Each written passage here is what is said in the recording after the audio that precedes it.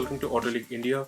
We are at Krishna Automobiles, Chandigarh to get a look at the latest, lightest, and most affordable tourer in Triumph's lineup. The all-new Tiger Sport 660, which is derived from Trident 660 and will be put against Suzuki V-Storm and Kawasaki Versys 650, which is also due for an update this year. At an ex-showroom price of 8,95,000, the Tiger Sport 660 becomes the most affordable Tiger in Triumph's lineup. It's available in a single variant and 3 color options.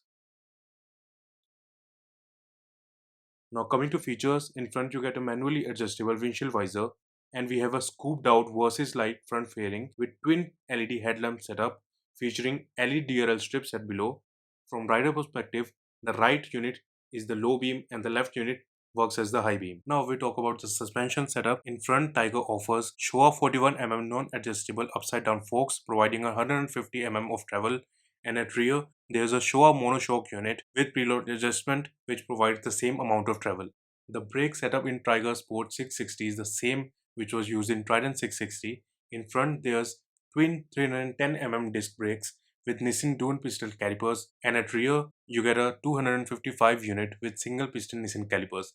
ABS is offered on both with switchable traction control. Now just like the brake setup, the Tiger Sport 660 gets the same profile tires which we see in Trident 660. In front there's a 120/70 R17 unit, and at rear a fat 180/55 R17, both wrapped in Michelin rubber. Now coming to the exhaust setup, unlike bigger siblings, this Tiger gets a single unit 3-in-1 Heather system underbelly setup which is made of stainless steel, and if you are in mood to change the stock silencer to an aftermarket one, you will have to change the whole unit.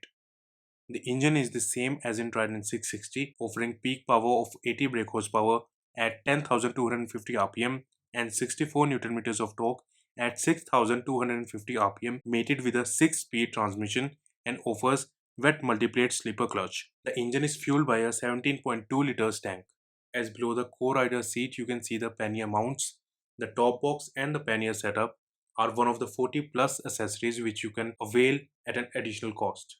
Now coming to the tail light, these are the same LED units which you can see on the Trident 660 but misses out on the Triumph logo in between. The indicators are LED unit and happens to have auto cut functionality. Tiger 660's single unit seat is at 835mm high, but an additional low height seat is available in the accessories which lowers the height to 800mm.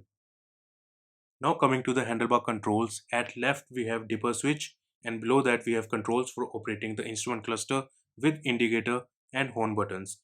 And at right we have engine on off and hazard light button. Now the TFT instrument cluster is sourced from the Trident 660 but is redesigned to suit the aesthetics of the Tiger 660. Apart from showing the basic information like digital RPM meter, speedometer and odometer, it offers features like service interval reminder which is at 16,000 km or 12 months, whichever gets completed earlier. Apart from that, it shows engine heat display, fuel status, 2 trip meters, intercom control and GoPro control, Triumph navigation app, music control, gear positioning indicator with time and date, instrument cluster brightness control, and main menu which further gives access to functionalities like 2 riding modes which are rain and road, bike setup, trip setup, display setup, and Bluetooth connectivity. So the Triumph Tiger Sport 660 is being offered with 2 years unlimited kilometers warranty, and the ex-showroom price of 8,95,000 is just an introductory offer and will increase soon. If you found this video useful and got some information about the bike, don't forget to like this video and subscribe to Auto League India.